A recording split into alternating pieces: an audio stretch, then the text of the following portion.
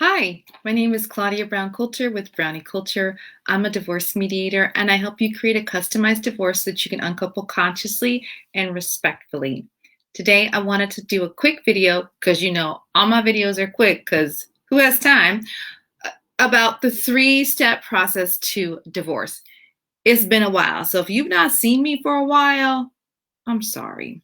Now, real quick, I'm just checking to make sure that I am live because I am having problems. I love me some Be Live, but Be Live be tripping right now. So just give me a second. Hi.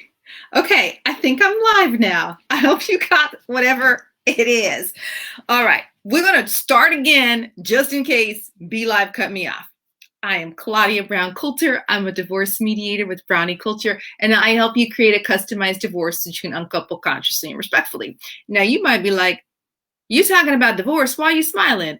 Because you know what? Your life can actually get better. Sometimes it gets worse before it gets better, but it can really get better. So I want to talk about the three-step process to divorce.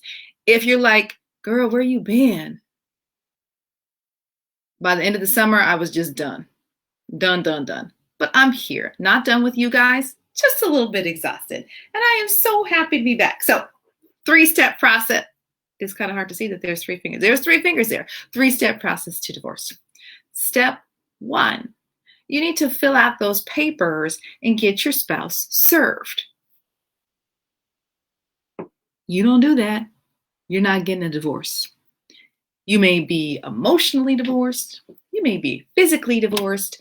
You may be divorced in other ways. Please don't keep sharing beds and things like that. But you won't be legally divorced, ever. Fill out that paperwork, get your spouse served. Because when your spouse is served, the clock starts ticking. I've talked about this before. The clock starts ticking because in California, because we take a long time here, it takes a minimum of 6 months to get divorced.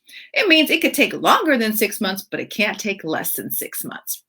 That 6 months clock does not start ticking until your spouse is served. Okay, that's step one. Fill out your paperwork, pay the filing fee. In most parts of the state right now, the filing fee is $435. I know. I don't set the fees. There are fee waivers. Okay. I'm a little outraged, but that's the fee. Whatever. Moving on. Step two are your financial disclosures. These are so important, and it can feel really frustrating and tedious. Like, I have to fill pages and pages and pages out. I need my tax returns to fill these out. I'm looking at them and I'm like, you need my pay stubs? What? Why you need that? You need all this stuff. Like, why do you need all of this stuff from me? Why do you need pay stubs? Why do you need to see my bank account statements? You can disguise anything but like the last 4 digits of important numbers. So for your bank account stuff, when you fill that in and it has to be exchanged with your spouse, white that stuff out except for the last 4 digits for everything. Okay? Your social security number, if that happens to be in your pay stub, it's probably X'd out anyway, except for the last 4 digits. Do that anyway, because unless your spouse has written it down or they have a good memory, you don't really want them to have it there. Anyway, but here's the thing about exchanging your financial documents. Those don't actually go to the court. They go to your spouse. They do. Even if you share all the accounts and it's really amicable and you're like, I know what you got. I know you got nothing. And because of you, I got nothing. Okay, now I'm just being silly. Or we have tons, we have a little, we have a lot, we got somewhere in the middle, but we both know you still are required to do it. And it can take a long time.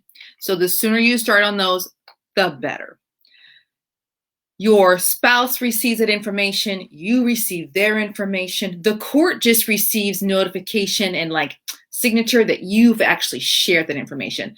So your bank accounts, your mortgages, those types of things, those don't go to the courthouse.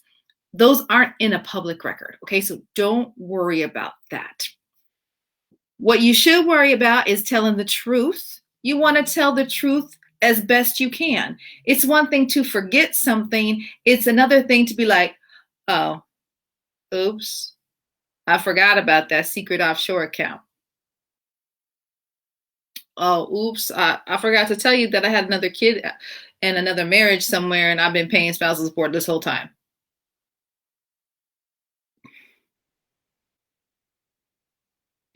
I don't know why I'm so silly on a Tuesday afternoon. You know what I think it is? I think I'm just happy to be with you guys. Okay.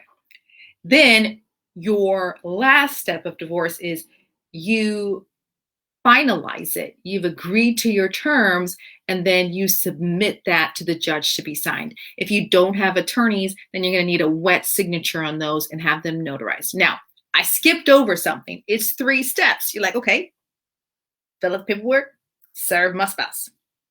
Do the financial documentation, we serve one another. Then we settle. Wait, it's final. How do we get there? This is where your mediation will come in. Now, you may be like, I know everything, I want to finalize everything, but the mediator cannot start unless I have your financial documentations from the legal document assistant. Here's a little vocabulary lesson. A legal document assistant is also known as a paralegal, but a legal document assistant doesn't necessarily work for a law firm, but they are licensed and bonded and all those types of things, okay? They're registered in the state of California. If I got that wrong, feel free to throw it below and correct me below. But there is an agency oversight over them. So I cannot help you figure out child support or how to divide retirement or any of those other things, what's going to happen with the house. Nothing if I don't see your numbers. That is when we start mediating. And so that's why I say get your financial documents done as soon as possible so that I can get them or your mediator can get them, have time to look at them, dissect them, understand them, figure out where the numbers should be. And then we start mediating. And you mediate as much as you need for as long as you need. And then once the settlement is finished, you guys sign on the dotted line, it gets submitted to court, and all you have to do is wait for one more signature from the judge that says, you're done. Bye-bye. It's a great day. It's a great day. All right, that's it. A little joy for you on a Tuesday afternoon. 3 steps to divorce. You gotta do them in order. You can't skip a step, otherwise you'll never get divorced. All right, here's hoping that you have a really happy divorce and that your life gets better after you leave a horrible marriage. Have a great day. Don't forget, your kids are important. They love both people. Okay, they love you and they love the other parent.